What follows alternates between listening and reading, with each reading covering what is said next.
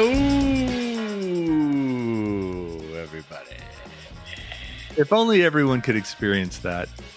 I see you get all giddy like you're waiting for it. I anticipate, I'm just like ready for it. Yeah, for sure.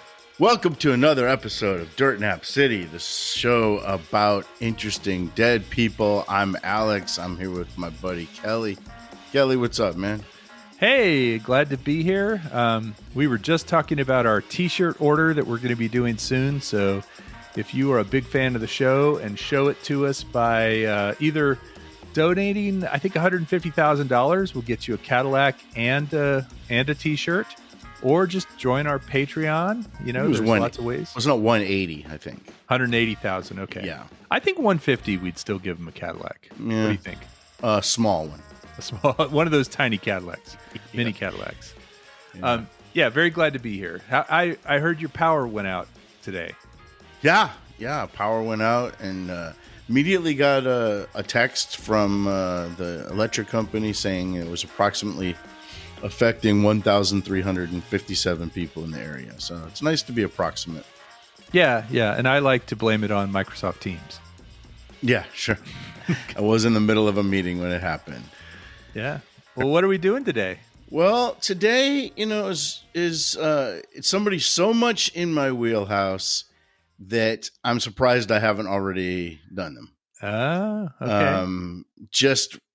So what's my wheelhouse? White guys in their 20th century, I think. Yeah, they might have something to do with sports, so they might have something to do with business. I haven't done a lot of sports ones. It's you that are always pulling out the sports ones. True. But, or entertainment, right? Yeah. And that's what I got today. In fact, this guy was so much in the 20th century. He practically lived through all of it. He was born in 1888 in Russia and died in 1989 in New York City. So that's right. We have a centenarian.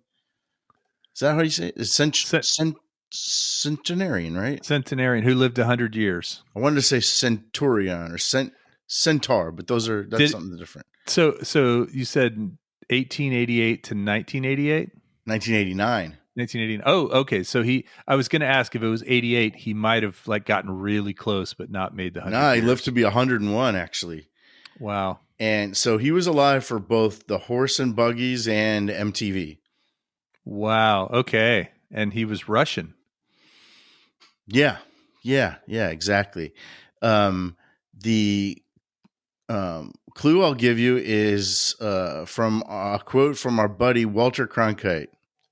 We ever told that story before on here about meeting Walter Cronkite? Yeah. Well, another day, maybe someday Walter Cronkite will be, and we can talk about it then. I'm surprised we haven't done that. I'm surprised too. White guy, 20th century. That's my wheelhouse. Yeah. So he said this guy helped write the story of this country, America, capturing the best of who we are and the dreams that shape our lives. He was a songwriter. Okay. A songwriter from Russia. Was he like, did he seem to be Russian? Did he have a Russian accent or a Russian name, or he just happened to be born there? I think if you were around back then, you would have known that he was like an immigrant, but that's, his name that we know him by, because it's, a stage Leonard name. Bernstein. No, but that's Leonard Cohen. No. Leonard Nimoy. No, I never said it was Leonard anybody. I was just guessing. He wrote some of the most famous songs of all time. Well, wasn't Leonard Bernstein a songwriter? Yeah, but I already said that's wrong. Yeah. No, but I just want to make sure I'm on the right. You're not going to convince me that it's Leonard Bernstein. What about who were the guys that wrote all the musicals? Rodgers and Hammerstein. No, that's a good guess. But those are two people. Was it musicals? Was it musicals that he He did? wrote musicals. He wrote movies soundtracks. He wrote um, his most popular song. This is the biggest clue I'll give you. His most popular song was "White Christmas." Is that Bing Crosby? No, he sang "White Christmas." Uh, I'm talking about Irving Berlin. Irving Berlin. Thank you. Irving Berlin. Who would I would have assumed was German. Right. Well, his name wasn't Irving Berlin, it turns out. His name was Israel Baline. Beilin. Okay. Baline. Okay. And actually, the way he got his name was when he recorded or when he wrote something one time, his secretary published it, but spelled the name wrong. And she put I Berlin, and it was a hit. So he just went with that. Wow. I guess, Alec, that's how people's names get changed, right? Right.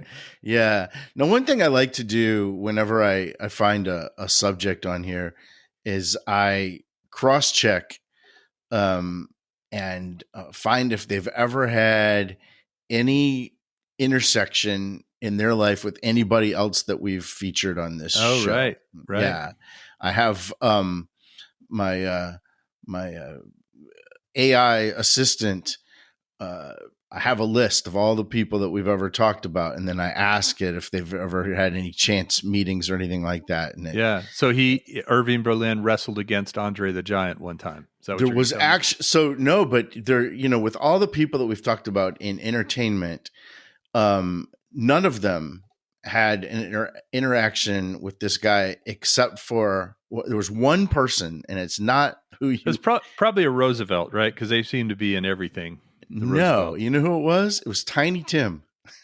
Tiny Tim and Irving Berlin. So Tiny Tim included an Irving Berlin song on one of his records. It was obviously it was an obscure Irving Berlin song. It wasn't one of the famous ones. It was an obscure anti-war song from like 1916 that Tiny Tim had found. And according to Tiny Tim, so take it with a grain of salt, Irving Berlin became a big admirer of Tiny Tim and sent him a big book of songbooks of his own that Tiny Tim said would have been worth like $10,000, and that he said that Irving Berlin was one of his biggest fans. Now, I don't think that's true. I don't think that's true at all. I don't know if Irving Berlin actually even knew who Tiny Tim was or if he liked him, but that's the story that's been repeated over and over by Tiny Tim, and it's part of Tiny Tim's biography, but wasn't necessarily a big moment. And Irving Berlin was born before Tiny Tim and outlived him, right? Oh yeah, well he was probably born before most celebrities and outlived him. I mean, he died in 1989. Yeah, that's crazy. We were in college when he died. And to think that he had written all these songs back in the 20s that were popular and 30s and 40s and all that. Wow. So he wrote like 1,500 songs. Wow. That's a lot. So one of the things about Irving Berlin that's notable is that that he won a Grammy, an Oscar, and a Tony Award. Never won an Emmy. But if you do win all four, you know what that's called? Have you ever heard that? The Cuatro Cinco? It's called an EGOT. It stands for Emmy, Grammy, Oscar, Tony. Oh, you know? EGOT. Okay. EGOT. So there's 21 people that have won EGOTs. It's not something you win, but it's that won all four. Accomplished so have an EGOT. Yeah. It's like the Triple Crown. Can you name any of them? Grammy. I mean, there's a lot of names on this list that you would know. John Williams? No, that's a good guess, but he must not have ever won a Tony, I'm guessing. Tony's for Broadway. Broadway, yeah. Yeah. Okay, what about Rodgers and Hammerstein? Rodgers did. Yeah. Okay. Rodgers, that's a good one. He won it in. He completed it in 1962. He won Oscar in 1946, a Tony in 1950, a Grammy in 1960, and an Emmy in 1962. Wow. Most of Irving Berlin's life was pre-TV, so the Emmy would have been the hardest one for him to get, probably. Yeah, and it does seem like music on television, unless you do, like, you know who Mike Post is? Yeah. Yeah, I wonder if Mike Post, is he on the list? No. I He think did the Rockford Tonys. Files. He did The Tony's Magnum probably PI. the one that's the hardest just to get, just because most people aren't in Broadway. Broadway. Yeah, but some of the names that you may have heard of, John Gielgud, right? Do you know him? No. Audrey Hepburn. Yes. Mel Brooks. Oh yeah. Whoopi Goldberg. Wow. This guy, the youngest person to ever do it, is also the only person that's done it each one twice. His name's Robert Lopez, and he writes like Disney songs. He wrote the songs from Frozen. So he's written a lot of, and he's in the Broadway world and the movie world and the TV. So and if you're a songwriter, it's pretty easy, because the Grammy is probably the hardest thing to do if you're not a songwriter, right? Yeah. Andrew Lloyd Webber, John Legend, Elton John. Oh yeah, that makes sense. I don't really count the ones that have the honorary awards. So like James Earl Jones he has an honorary Academy Award, but that's a little cheating, I think. What does that mean? He didn't actually win one. It just was like we right, like a lifetime. So. Yeah, like a lifetime achievement. That's Quincy Jones got that. I mean, that's great for you, but it's not a legit EGOT, I don't think. Yeah, no. I would say the competitive EGOT is the one that's tough to get, where every one of your awards you got by competing against somebody else. Have any podcasters done that? Well, I mean, like Joe Rogan, does he have an EGOT? No, I don't think he has any of them. Well, I think we should be first. You know what's funny though is, did you ever watch the show Miami Vice? Yeah, Jan Halmer. So didn't he compose the yeah, theme? Forget about that though. The Philip Michael Thomas was on that show, right? It was Crockett and Tubbs, right? So he was the black guy. What was that? I don't know. I never watched the show. So yeah, so he was Tubbs. He was actually the one that came up with the term EGOT. And he said in 1984, it's my goal to win one in the next 5 years. Well, he's never been nominated for any of the four, but he does have a People's Choice Award. Whatever happened to, what was his name? Philip Michael Thomas. Right. That's the guy I'm talking about. Yeah. I mean, but whatever happened to him? Well, he got into the Psychic Network. He was doing a lot of stuff with the Psychic Network. Remember Miss Cleo? I think he came before Miss Cleo. There should be a special award category for that. Or for making bad predictions. Right. So anyway, we haven't talked about Irving Berlin at all. We're 13 minutes in. So, well, I do want to describe this guy, because I think there's three things that are amazing about Irving Berlin in particular. It's a bunch of contradictions here. So, he became, like Walter Cronkite said, writing the story of America, the soundtrack for America, and he wasn't born in America. He wrote the most popular Christmas song ever, White Christmas, and he didn't celebrate Christmas. He was Jewish. And he wrote God Bless America, which some people say is like a second national anthem, and he wasn't born in this country. And he was atheist. And he was musically illiterate. He did not know how to read or write music. He just wrote lyrics. He wrote the music too. He just didn't know how to write it. Like, he didn't know how to write music. He would hum it. And then he had this special piano where they had these piano. Did you play the piano by any chance? No. But you've seen a piano, right? I have played a piano, but not very well. So there's the black keys and the white keys, right? Yeah. So Ebony and ivory. right. So he didn't play the piano very well at all, and he only played the black keys. So every song that he wrote was basically in the key of F sharp, because that's the one where you could pretty much stick to the black keys. But he had this special piano that they had back then called transposing pianos, where you slide this.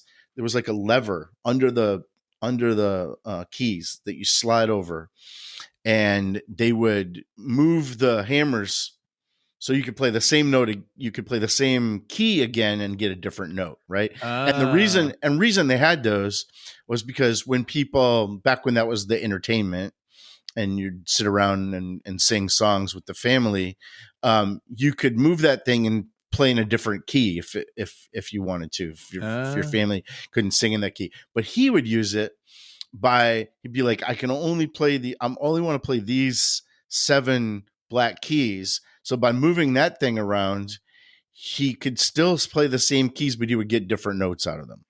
This sounds like the X-ray shoe fitter. He was crazy, because if you could play one of his songs, you could basically do it with one of those transposers without really ever moving your hand. You can have your hand on the same 7 keys and just kind of play them and then move that lever. It's kind of a cheat. Yeah. But you could see how it would be perfect for someone that didn't know how to play so he didn't know how to write music or really play the piano. And he wrote 1,500 songs and some of the most popular songs in American history. Yeah. It's pretty cool. It is. So he's a whole bunch of contradictions, And you know what you said about playing only the black keys? You know why? Here he comes. No, this is true. This is not a joke. This is a true story. My grandmother had an organ and a piano, and she would only let us play the black keys because when we were kids, because we had dirty hands. Oh, maybe so she didn't want us leaving fingerprints on the white keys, but you couldn't see them on the black keys. So if you knew this, you could have had a whole Irving Berlin song. If I'd have had one of those slider doohickeys, yes. Yeah. That's a true story. I thought you were going to make some pun about the band, the Black Keys. Oh, no. Well, he grew up, he was born in Russia, and his family moved out because of the pogroms. Have you ever heard of a pogrom? No. Did this have something to do with the Bolshevik Revolution? It was just generally a pogrom is where there's violence to drive a group of people out. So this would happen a lot with Jews in Eastern Europe. Okay. This was like the late 1800s.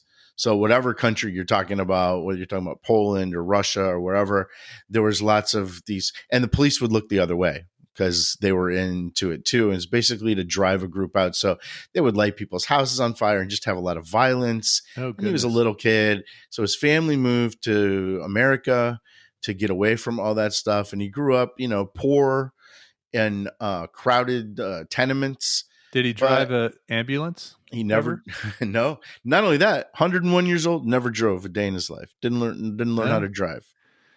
I guess if you use a slider to play the piano, you're not going to learn to drive either. Yeah. But a lot of kids back then, poor kids, would go to work, and he did what you do back then and sell newspapers on the street, hustling. And then when he was a teenager, he got a job at a saloon where he, wipe tables and deliver drinks to people and sing songs. And he noticed that customers tip better when he sang songs that they liked. And he had a knack for remembering melodies, and he had a knack for improvising words, like different words, kind of like Weird Al. Improvising different words to pop songs, and they loved that stuff. But he couldn't read music, so he didn't know if he could ever make it in the music business. But back then, the music business, this is like pre-radio, So the music business, what do you think the music business was before radio? Well, vaudeville. Is that right? Yes, but how would you, the average family aren't going to like vaudeville acts usually. So well, I guess churches, They'd play music in churches. They'd They have did, tent revivals. but They'd like have there was traveling actually shows. but there was actually a pop music industry that was just starting, and it was all about sheet music because most houses had like pianos, and that was their entertainment, like I said. And you could make money You would by buy the writing sheet music. songs and selling sheet music, and people would buy it. And so there was a job called a song plugger. Okay. A song plugger was somebody who would work in like music stores or theaters or just stand on the street, and they would sing songs loudly and get people to like, hey, what's that song that guy's singing? Kind of like when you go to a record store and they're playing a record and you're Yeah, like, and you hey, like it. yeah, Yeah, you like yeah, it. And yeah. it's like that, but it's live entertainment. It's a guy that works in the store singing songs. You go, hey, I like that one. Do you have that? And that's how sheet music would be sold, by kind of Okay. just By a song samples. plugger. Yes, song pluggers existed. And he did that. Like, this is like 1907, 1908, like long time ago. And he improvised a tune one time called Marie from Sunny Italy. I That's like the it. one. That's the one that the publisher printed and misspelled his name as I Berlin, and where that typo became his stage name from then on. But that song became a hit song. Marie from sunny Italy. Yeah. And when I say hit song back then, that's what I mean, is it sold a lot of sheet music. Okay. Right. Lots- So he came up with this song in 1911 that I'm sure you've heard of, that a lot of people say is like one of the first pop hits of all time. And it was called Alexander's Ragtime Band. Yeah, I've heard of that. Right. That was 1911. So that's like how far the American pop music industry kind of goes back. It made him instantly wildly famous. That song was such a hit. People said it changed American music. It was the first hit song to kind of be syncopated. And back then, people considered ragtime music. That was the genre, was ragtime. Yeah. We talked about ragtime when we talked about our history of rock and roll. I think we did. I think we. I don't. I was about to ask if you know the origin of that phrase. Like, why is it called ragtime? Is it from being poor? Yeah, and saloons. It was it was saloon music. It was rowdy, Okay. low class, and it was racially coded as black music. Well, Alexander's Ragtime Band was the moment where mainstream pop kind of started absorbing the African American forms of music, and it hit like the white mainstream. You might have thought that started with Elvis, but that started in 1911 with Alexander's Ragtime Band. He didn't rip it off. It wasn't like an existing song like when we talked about a lot of the guys in the 50s did. It was an original song, but it had a feel of the kind of stuff they played in ragtime. And I guess maybe because it was a white guy doing it, it was more accepted in the mainstream. So it got very popular and made him an instant success. People said it changed American music. But that wasn't his band name. That was the name of the song. Alexander's Ragtime Band. Right. Okay. It became a national craze. Newspapers were calling it a fever that was infecting the country. And it kind of was the beginning of the jazz age because of that syncopated. Before that, every kind of popular song was very much like a crooner kind of ballad, nothing you could really dance to, maybe other than like a waltz or something like that. Well, have you ever heard the term Tin Pan Alley? Sure. Tin Pan Alley was an actual. Do you know what it was? I mean, was that a place where people played music on the street to try and get money, like kind of holding out your hat? Close. It was actually like the music publishing district in New York. Okay. But if you were to walk down those streets, you would hear music, but it was coming from the buildings because there were upright pianos in every building, and it was musicians playing all at the same time, and it would give kind of this metallic clanging sound like tin pans. But everyone was playing their own songs, but not for the people on the street, but they were like writing they were music. auditioning for something inside or playing it for somebody inside. Yeah, and that's basically where the pop music industry was invented in America, and from like 1890s to the 1930s. That's where it all was Hmm. happening. And publishers would hire songwriters to come in for a flat fee for a day and just write songs all day long. Again, they're trying to sell sheet music, so they're just trying to come up with different hits. And song pluggers would take those songs and then they would go around to the different theaters and bars and department stores, wherever they sold sheet music, and try to get these songs like earworms inside Yeah, people's head yeah. where people would like singing songs. It's so weird to think of pre-radio that they were like viral songs, right? But sung by a live person. And the thing is, you never would hear the song the same way twice. Like on radio, you pretty much hear, you hear the song, but if you hear a different song plugger than somebody else, you might have heard you know what I mean? The Mhm. same song, but done differently. Maybe even different lyrics, right? Yeah. Maybe, yeah. The lazy song plugger. Yeah. Being a song plugger sounds like a cool job because I guess if you were out at bars anyway and you're getting paid to be a song plug, you know what I mean? It's like, okay, I'm here. I'm gonna just, and I like to sing, so here we go. I mean, it was just like having the radio on in the background, but it was live people just singing everywhere you went. I have this romantic notion that you would go into New York and there would just be people singing on the streets, but they'd kind of be singing the same 40 songs, like a top 40 radio Top station, 40 radio. and you would hear the kind of the same songs over and over. The thing that I can't get over though is how then why doing that in New York would make a song popular nationwide, but it did. So that sheet music would be sold, and then they'd go out to the rest of the country, and they would have their own song pluggers trying to make that stuff famous. But talk about going viral, like in the most um, low tech way possible, right? I wonder if song pluggers had a union or a trade association. They might have been part of Ter- ASCAP. territories. This Oh is my yeah. block. You can't sing here. Oh, I see what you mean. Yeah, they probably did. But I think I don't think people were freelancing. Like they were getting paid by the department store to be a song plugger. Oh, okay. It's like hiring I'm a a person Montgomery to, Ward song plugger. yeah, it's like hiring somebody to play the piano in the airport or something, It Yeah. just, it's not background music though. It's to sell the Right. sheet music. But it's also Well, nice background music. It's kind of double purpose. yeah. So this Tin Pan Alley, it was done to sell sheet music, but it started the idea of a hit song and the idea of having professional songwriters and the idea of pop music, popular music, eventually song plugging. And then Tin Pan Alley was killed by radio.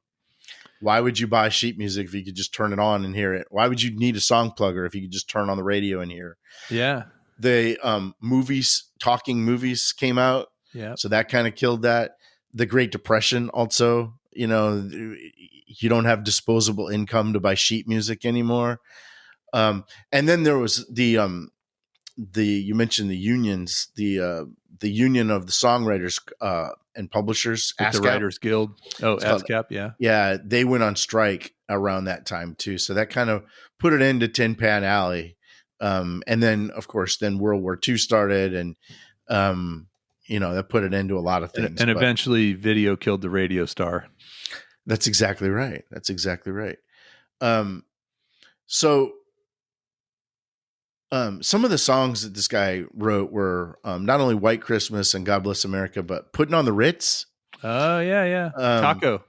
Yeah, and that's a perfect example. I watched a video where you can play Putting on the Ritz without hardly moving your hand. Especially if you have you can play the first part, and then you'd need a transposer you can do that with all mostly black keys and hardly moving your hand at all. And then if you want to play the second part, you have to do the transposer. He wrote There's No Business Like Show Business. I mean, these were big time hit songs, but they're mostly, in the key of F sharp. Personally, he married a Catholic heiress, like a really rich lady. Remember, he was a poor Jewish guy. It was a big mismatch. Her family, her father disowned her. But the real tragic thing is she died after six months into their marriage of typhoid fever. Oh, Which, Typhoid Mary. yeah, it was. I don't think it was Typhoid Mary's fault.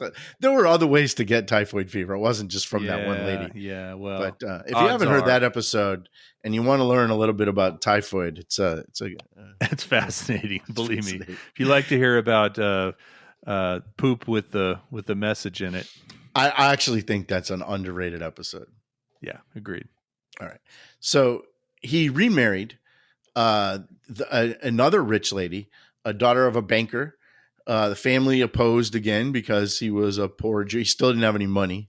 He ended up being super, super wealthy from the royalties of these songs. Sure. But and they were married. His second wife, they were married until 1988 when she died. So a long, long time. Tragically, their first baby died at 3 weeks old on Christmas Day. Of typhoid? No. But they say that knowing this, like when you hear White Christmas and the melancholy kind of nature of White Christmas, and knowing that his baby died on Christmas and he didn't really celebrate Christmas either, that really kind of hits different when you know all that about him. Yeah. It is a melancholy song. I hadn't really thought about it, but it is. Oh yeah, we'll get into White Christmas here in a second. Well, let's get into that now. Actually, it's the best-selling Christmas song on earth, and Wow. like I said, he didn't really celebrate Christmas. He wasn't very religious at all. He wasn't too much of a practicing Jew, but definitely didn't really. Christmas wasn't part of his celebration either. But he was writing a soundtrack for a movie. There's a movie called White Christmas, and it's actually a movie that I like to watch at Christmas time. It's a real old movie from the 40s, and it's Bing Crosby, and it's real cheesy, but I love it. It's about a hotel where they celebrate every month. There's like one big holiday, so that's like the theme of the hotel is like, if you go in July, they're celebrating 4th of July, and if you go in April, they're celebrating Easter, and so there's a song for each one of these holidays, and some are more memorable than others. White Christmas is kind of the big one. So he's writing all these songs for different holidays, and he was doing so in Palm Springs, and it was the middle of the summer, and it was 110 degrees, no air conditioning back then in the 1940s, early 40s. And he burst into his office and he told his secretary, "Grab your pen. This is the best thing I ever wrote." Oh, I just think that's so cool, because so often we hear about people not realizing when they've done something great. yeah. He knew it. He knew when he wrote that song, "Grab your pen. This is the best thing I ever wrote." Grab your pen, Toots. And Take a note. He said that it's successful because it wasn't just a Christmas song. It's a homesick song. You don't have to be religious. It doesn't mention anything about religion. And back then, most Christmas songs were religious. Yeah. It doesn't mention that, but it also really doesn't mention Santa Claus. It doesn't mention, a lot of the things that we think about on Christmas. It doesn't mention those things, but it's a song about being homesick and not being there. Well, this song debuted on Christmas 1941 on Bing Crosby's radio show, and it was 18 days after Pearl Harbor, right? The Pearl Harbor was December 7th. This is Christmas 1941. We've just gotten into the war, or we're about to get into the war big time. About to send a lot of people, a lot of people missing their first Christmas, kind of the perfect storm of a hit song, right? It became the song of World War II because it kind of captured homesickness and longing and winter memories and the fear of not returning home. I mean, that captured the mood, like you said, of the country. In fact, it was so popular that radio stations were complaining that their copies, their records were physically degrading from playing too much. Wow. Now, I don't know. You were a DJ for a little while. You were playing records. Is that a thing that could legitimately happen? Yeah. You can wear a record out. You can wear out the groove of a record by, I mean, it also probably depends on when the record was made, what it was made of. You know, some earlier records might have worn out, but yeah, I could see that being, not like it won't play. It doesn't have the same bass or the same richness that it had the first few times. Crazy though, because all it is a little the needle's just vibrating on little grooves, just on little pits in the plastic. Yeah. I mean, or the wax. I wanted to run that by you and see if that was a thing that really could 100%. It was also an easy song to sing. It wasn't, it was in a key that was easy to sing, and it wasn't typically rangy or anything like that. Yeah. And it was a short song, a couple of verses, you're in and out. So it just kind of had all the magic ingredients. It sold 50 million copies. Wow. Became one of the biggest selling records of all time. Of any genre, let alone Christmas. And it's hard to really compare because now you have streaming, and obviously, there's probably songs that we don't even know that have more streaming than White Christmas, right? But that doesn't make them more Gangnam popular. Style. Yeah, right. Right. I'm sure there's Christmas songs like B-side cuts from Justin Bieber that probably have more streams. Right. But they're not White Christmas, I do think the B-side to Gangnam Style was a Christmas song, as I recall. Sigh. PSY. Yeah. Well, let's talk about God Bless America. Yeah. So God Bless America, he wrote in 1918, and he threw it in a drawer for 20 years. So he was in the Army at the time, and he was writing, but he was like a writer, back then they used to have like entertainment people in the Army and doing entertainment stuff. And he was writing for a comedy show, like a musical review kind of show. Bob Hope style. Yeah, it was, but probably really corny. And he had written this song called God Bless America, but he thought that's a little too serious for a comedy show. And he's right. It wouldn't have fit in a comedy show. Might have been a good closer, like kind of the feel good closer before. If it was like a variety show, maybe. Yeah. Yeah. So he just throws it in a drawer. And then in 1938, the singer Kate Smith, who was a very popular singer of the day, she was about to do a show for Armistice Day. You know what Armistice Day is? Is that the day that we won in Europe? Yeah, I think we call it Veterans Day now. Okay. It's what we used to call Veterans Day, Armistice Day. And she was doing a radio show for Armistice Day and called up Irving Berlin and asked him if he had any patriotic songs she could sing. And he pulls this thing out of a drawer. He's like, I wrote this like 20 years ago. He blows the dust off. I don't know if it's any good. And people lost their minds over this song. There were stories about people bursting into tears listening to the song for the first time. They've called it the second national anthem. It wasn't accepted by a lot of people though. And because remember, there was a lot of anti-Semitism back then. Yeah. And there were people that were upset. It was a controversial song, believe it or not, because he was Jewish. The people on the left that leaned politically left thought the song was too nationalistic. And the people that leaned right thought it wasn't Christian enough. Yeah. Even though I don't think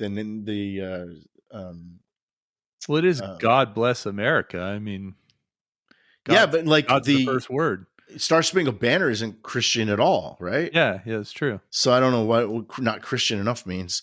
But anyways, that was code for it was written by a Jew. So they didn't like that. But then when World War II started, like 3 years later, FDR embraced the song. And but it's just kind of cool that an immigrant. And here we go back to the Roosevelts. Exactly. It's just kind of cool that an immigrant wrote the second anthem. Yeah. And that a Jewish guy wrote the greatest Christmas song of all time. And that a guy who can't even read music becomes one of the greatest songwriters of all time. right? Yeah, that's Like amazing. this is just it's I hate to use that term only in America because I think Don King overused that phrase.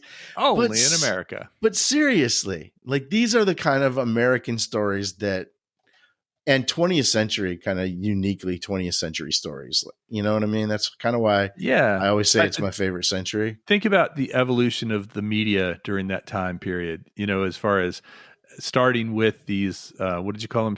Song shouters, Song pluggers. song pluggers, all the way up to, like you said, MTV, and 4K video, at the end of the 20th century. I mean, it's just, it was a lot of change that happened in that century.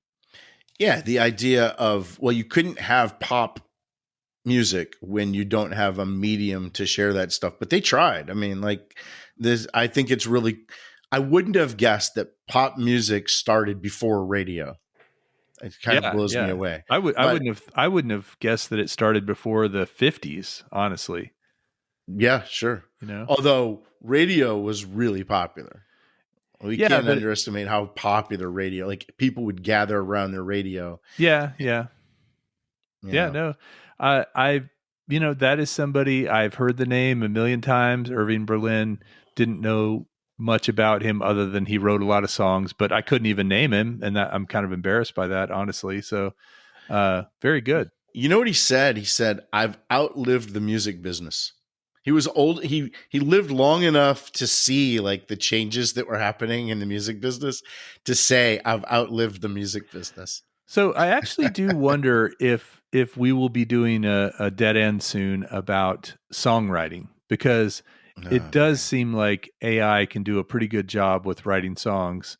We do it every week, don't we? In styles. We do use AI songs every week, and occasionally they are really good. Occasionally I'm like, wow, that one really hit the mark. And it, takes a little bit of prompting, takes putting in the right things for it to be, putting in the right prompts for it to be the song you want. But ultimately, to write something that's clever and rhyming and has some interesting syncopation and, the things you were talking about earlier, AI is getting better and better at that. And I feel like songwriters are not going to be around much longer. I don't know if you knew this, but currently, as we're sitting here in November of 2025, the number one song on the Billboard country charts is an AI song. Is an AI generated song. Yes. With an AI singer that sounds very much like the kind of songs that we put out every week. It's a little bit better, like it has a better hook, but honestly, I think some of the ones we've put out are just as good. Yeah. I was really happy with the Heelys episode. I don't know how I feel about that though, man, because like I think a lot of that stuff, especially the stuff we put out, is slop. Like it's just, it shows how lazy you can be to be a songwriter. Like there's a formula to it. But then when you listen to some classic songs that have stood the test of time, some of those Beatles songs that we've talked about, it like I don't think a computer could write those songs. Yeah.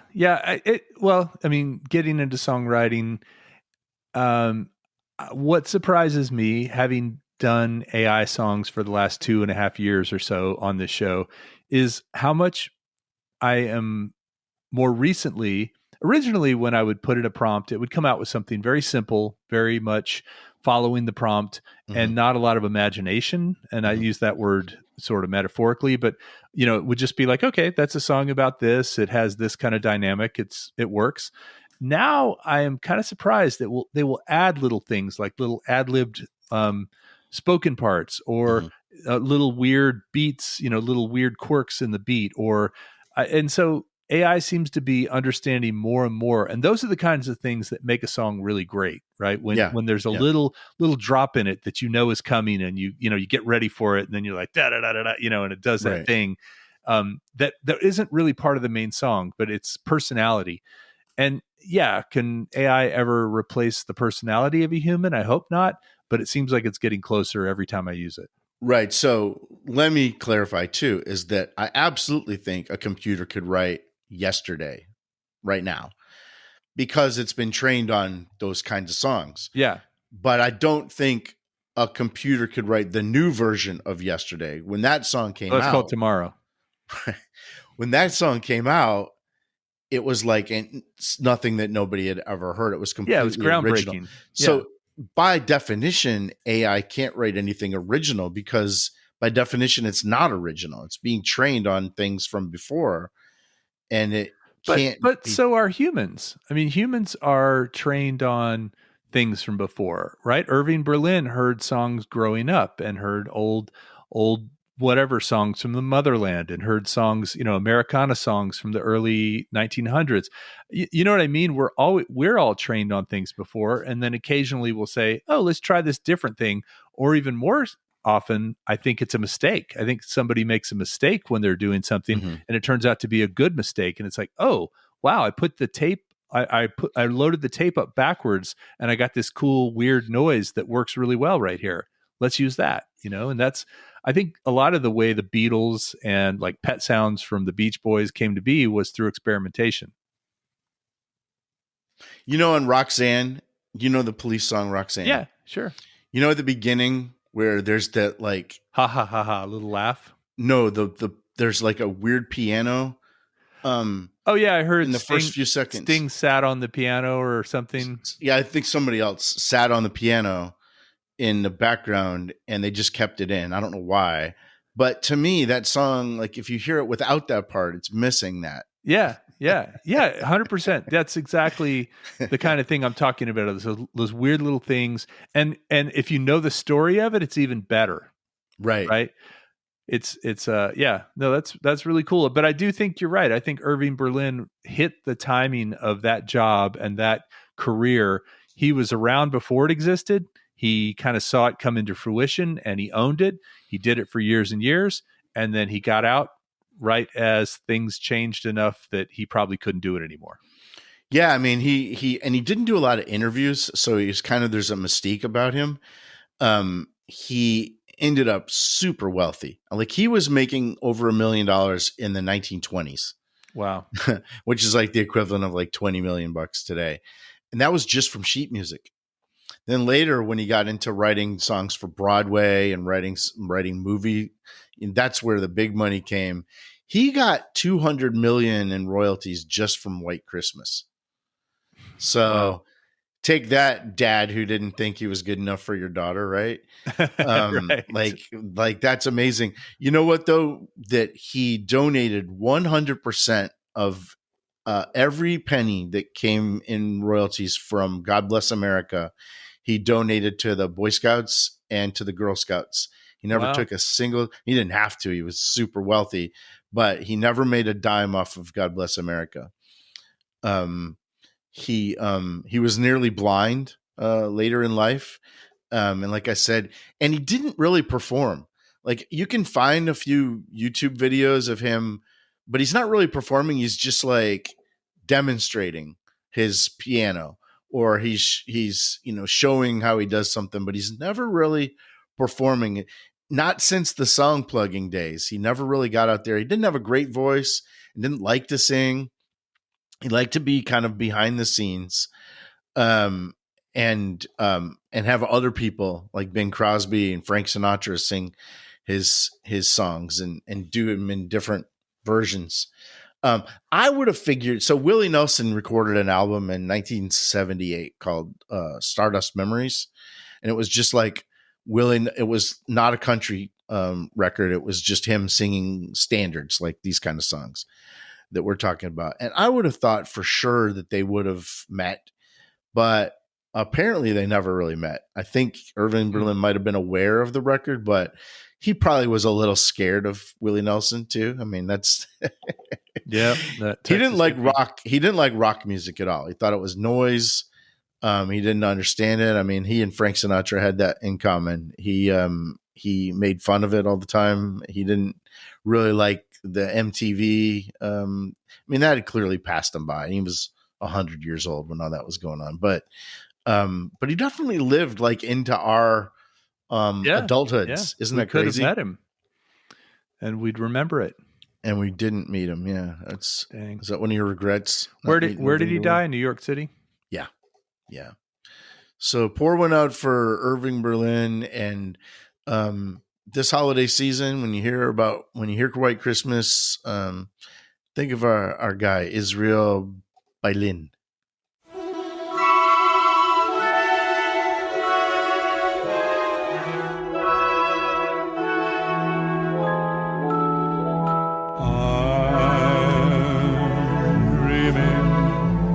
Of a white Christmas, just like the ones I used to know, where the treetops glisten and children listen to hear sleigh bells in the snow. I'm dreaming of a white Christmas, with every Christmas card I write. May your day be merry and bright, and may all your Christmases be white.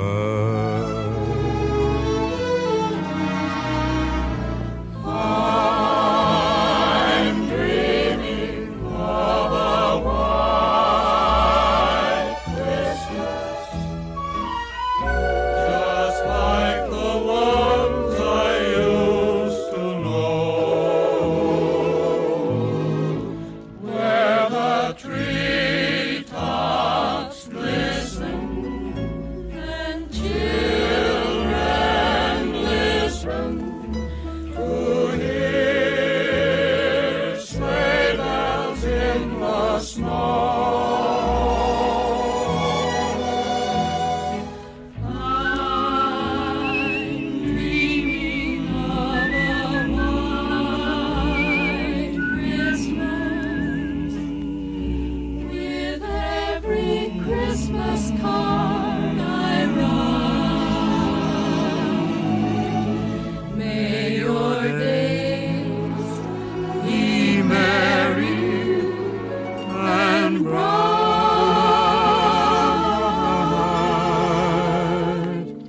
And may all your Christmases be white.